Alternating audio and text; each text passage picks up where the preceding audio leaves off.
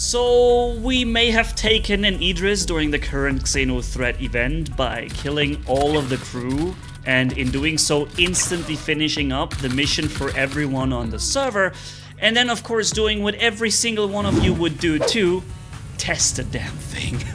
Including its size 10 freaking mass driver cannon, and loading up the hangar with anything we could think of, followed by one-shotting hammerheads with the main gun, and then going into battle head-on against the other Xenothread IDRIS with the Idris. Before lastly we actually come to the highlight of this video, we are using the Idris's 31 size torpedoes. What exactly that means, you'll see if you stick till the end. So let's go and start with step 1. Boarding and takeover, which, believe it or not, is done by only one person, Ivo from the Aveo organization, who came in through the side docking ports. He was the only one who made it onto that ship, and after a short while of figuring out where to go and leaving behind a mess of bodies, he eventually found the bridge. And let me tell you, he had a lot of work on that ship, because I don't know exactly how many people there were, but if you would ask me, I would guess like 50, 60 guards, all in heavy armor. And yo, he was prepared, but I mean, only as much as you can be prepared for this freaking madness right there. By the way, if you enjoyed this video here and you want to see more content such as this going forward, then consider subscribing to the channel, because I've made Star Citizen my main topic here. And yeah, if you like it, then stay tuned. Meanwhile, we finally made it onto the bridge after this gauntlet of enemies. And this is also where the boss is. The boss is the guy who, once you kill him, ends the mission for everybody on the server, which means whoever accepted the mission is going to be ridiculously happy not having to whittle around 2 hours against this ship. And yeah, there it is. Objective completed. Showdown with Xenothread forces.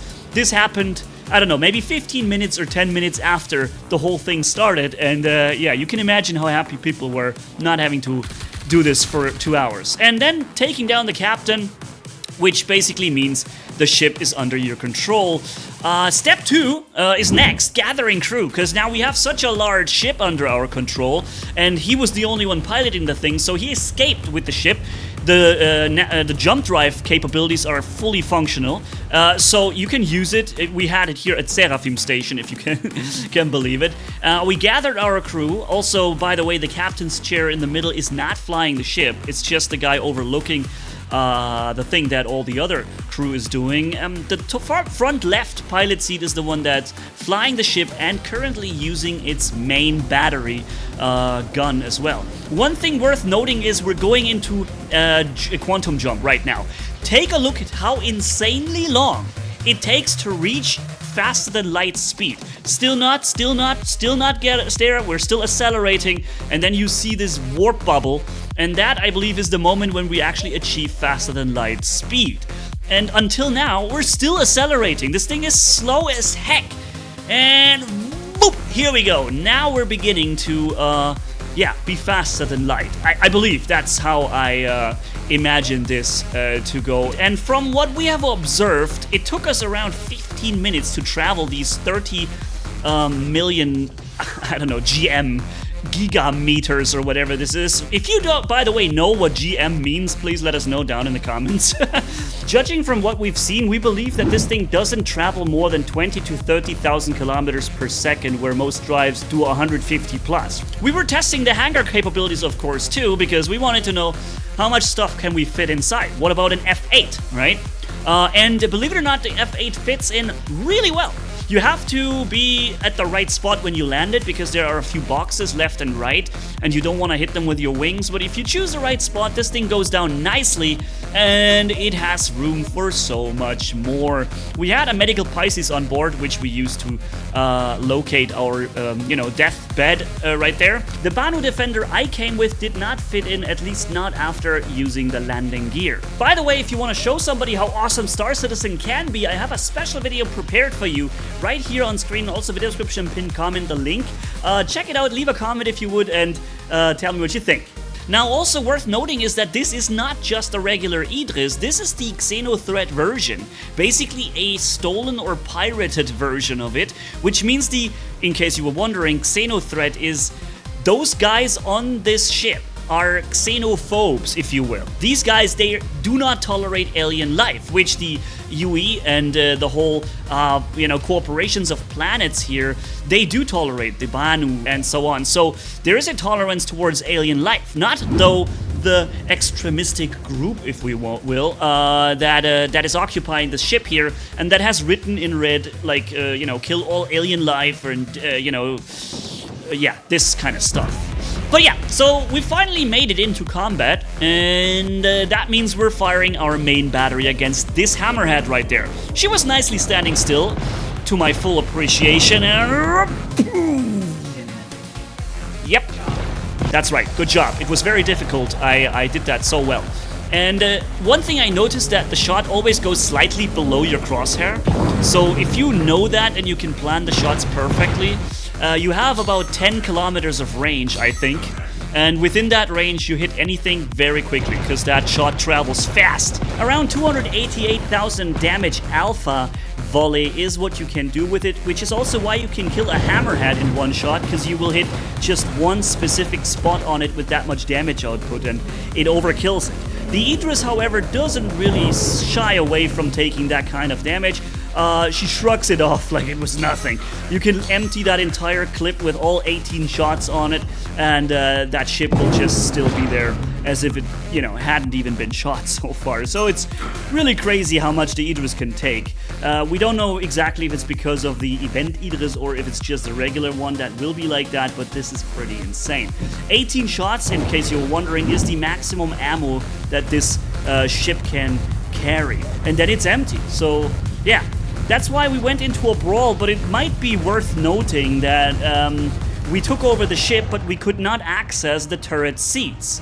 The turrets are firing because there is the AI still sitting in it, and they will target whatever targeted you, or I don't know what exactly they're targeting, but they're shooting the NPCs that are defending the Idris. They're also shooting sometimes players attacking the other Idris, and they're sometimes also firing at the other Idris, but only very shortly.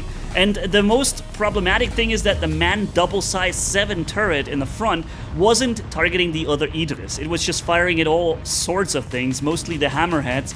And yeah, that was nice to get rid of the hammerheads with that big thing, but yeah, we would like to have seen the cannon fire at the other Idris, but we had no control over it because, it's a manned turret, and it goes up when you use it, so we couldn't shoot down the pilot that was sitting in that turret.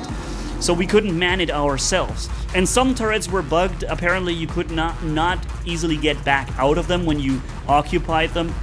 Yeah, so there's a couple of problems still need solving, but overall you see these cinematic moments here. It just looks fantastic. To have that manned Idris firing in all directions at the same time. Dude, this is video gameplay right from heaven, at least for us who are in this sci-fi universe and who are longing for these things, right? I mean, we literally can't wait for Polaris, Idris, and Javelin to enter the ring and show their presence, even though it might be a little difficult sometimes to get them fully operational with all your people. Now, step 7. Size 31 torpedoes. What did I mean? Of course, was ramming the other Idris with our Idris at full nav mode speed, with boosting in.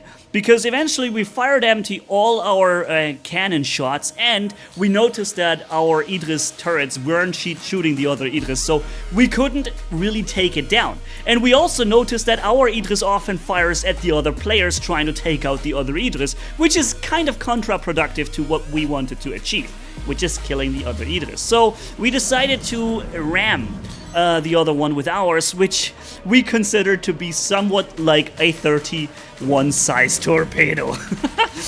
In the end, though, unfortunately, you'll see what happened. Since we were only hitting one part of our ship continuously while ramming, but also spreading the ramming damage on the other Idris on various different parts, our first nose part, gave up first, and we exploded eventually. Now, ladies and gentlemen, there's going to be a lot more Star Citizen video content coming on this channel. If you like the style of video and commentary, then consider subscribing. I would really appreciate having you guys around for the next round.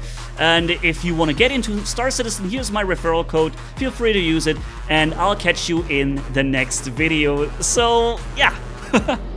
That's our Idris, the whole story, from the beginning till the end. Have a good one, guys. Bye-bye.